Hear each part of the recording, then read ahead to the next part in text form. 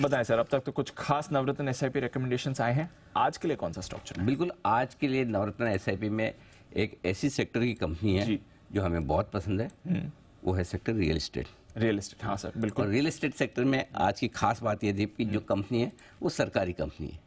PSU, बिल्कुल PSU stocks हैं जो आज हमें पसंद है, वो है एनबीसीसी। इसलिए मैंने कहा कि टॉक ऑफ द टाउन तो जरूर बनेगा। पीएसयू स्टॉक है ना जी? नहीं, बिल्कुल हमें पीएसयू स्टॉक्स हमेशा से पसंद थे हैं और रहेंगे। और कई सारे स्टॉक्स हमने इतने स्ट्रांगली कई बार रिकमेंड किए हैं और वहां पर हम अब भी बुलिश हैं। बिल्कुल, अगर हमें कुछ नहीं पसंद है सरकारी कंपनियों में तो सिर्फ वो सरकारी कंपनियां पसंद नहीं जो लॉस मेकिंग है, जहाँ फ्री फ्लोट कम है और छोटे से प्राइस में बड़े मूवमेंट आ जाते हैं। इसलिए आज मैं आपको एनबीसीसी दे रहा हूँ। एनबीसीसी क्यों पसंद है जरा सुनिएगा।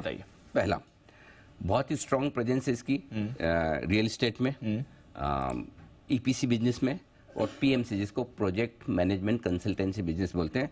और ये नवरत्न सरकारी कंपनी है। अब आपको एक दो डेटा बताता हूँ। ऑर्डर बुक, इस कंपनी के पास अभी जो ऑर्डर बुक है वो 55,000 करोड़ रुपए की है। 55,000 करोड़ का काम है एनबीसीसी के पास, और जो ये वित्त वर्ष 2023 की आय का लगभग 6 गुना है। दीप सोचो, अगले 6 साल का काम है ऑलरेडी इनके पास। और अभी इनको कुछ और हरिद्वार के आसपास के लिए जो दूसरे डेवलपमेंट मिलने वाले हैं। कोई बड़ी बात नहीं कि इस साल के अंत तक, इस फाइनेंशियल ईयर के अंत तक इनकी ऑर्डर बुक 9 टाइम्स हो वित्त वर्ष 2023 के, यानी कि अगले 8-9 साल का कामकाज इनके पास रहेगा। नए ऑर्डर्स न भी आए तब भी पिछले साल की जो एग्जीक्यूशन है उसके हिसाब से इतने लंबे समय तक रेवेन्यू विजिबिलिटी है, ये बड़ी चीज़ है। सो पहला वो बड़ा कारण है। दूसरा बड़ा कारण है, आमतौर पर जनरली अगर आप देखते हैं रियल एस्टेट कंपनियों में इशू ये होता है कि डेट बड़ा होता है, क्योंकि ये सरकारी कंपनी है, डेट का सवाल नहीं। कैश रिच कंपनी है, डेट फ्री कंपनी है।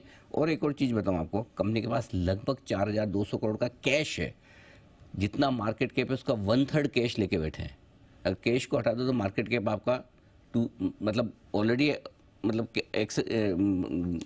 12,000 करोड़ के आसपास, 13,000 करोड़ के आसपास, उसमें से 4,000 करोड़ से ज़्यादा कैश लेके बैठा। सो इफेक्टिवली बिजनेस का मार्केट कैप आपका 8-8,500 करोड़ का रह गया। तो आप देखिए इतना कैश है। पिछले 3 साल में बहुत ही स्ट्रॉन्ग फाइनेंशियल ग्रोथ दिखाई है कंपनी ने, एकदम वापस ट्रैक पर आती हुई दिखी है और ये ग्रोथ आगे कंटिन्यू रहेगी। खुद मैनेजमेंट ने कहा है वित्त वर्ष 2024 में 9,000 करोड़ के आसपास की सेल्स करेंगे, 540 करोड़ का मुनाफा करेंगे वित्त वर्ष 24 में, ईबिटा करेंगे 350 से 550 के आसपास, 200 करोड़ का ईबिटा ज़्यादा आएगा। मुनाफा 275 करोड़ था 23 में, 450 करोड़ का मुनाफा इस साल आने की उम्मीद है। मार्जिन 6% तक पहुंचाने की उम्मीद है। धीरे धीरे मार्जिन बढ़कर आपके 6% की रेंज में जाने की तैयारी, अभी 4% है। मतलब मार्जिन एक्सपांशन है, रेवेन्यू बढ़ेगा और ऑर्डर बुक बहुत स्ट्रॉन्ग है। अब इससे ज़्यादा अगर आप क्या ढूंढ रहे हो मुझे नहीं पता, लेकिन अगर ढूंढ भी रहे हैं तो एक और चीज़ है जो आपको देखनी चाहिए, वो है नए मैनेजमेंट का आना। नए सीएमडी, अभी सबसे पहला इंटरव्यू हमने ही किया था नए सीएमडी साहब का, राइट।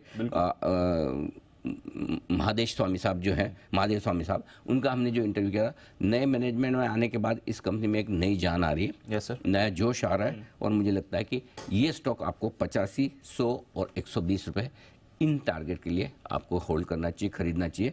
और मैं फिर कहूँगा, कमज़ोर खराब क्वालिटी के पीएसयू स्टॉक्स बेचकर अच्छी क्वालिटी के स्टॉक्स रखिए। और अगर आपके पास कोई भी अच्छे स्टॉक्स है, कोई मझगांव डॉक है, किसी के पास BAL है, किसी के पास HA है, किसी के पास सरकारी बैंकों में SBI है, आपको बिल्कुल चिंता करने घबराने की ज़रूरत नहीं है। अप्रैल की शुरुआत से लगातार हम ही हैं जो सरकारी कंपनियों पर, सरकारी बैंकों पर, मिड कैप स्मॉल कैप शेयरों पर लगातार 6 महीने से बोल के कभी बेचना मत, हड़बड़ी में मत बेचना, जल्दी में मत बेचना। एक आध दिन के करेक्शन से कोई फर्क नहीं पड़ता, अच्छी कंपनियों पर फर्क नहीं पड़ता।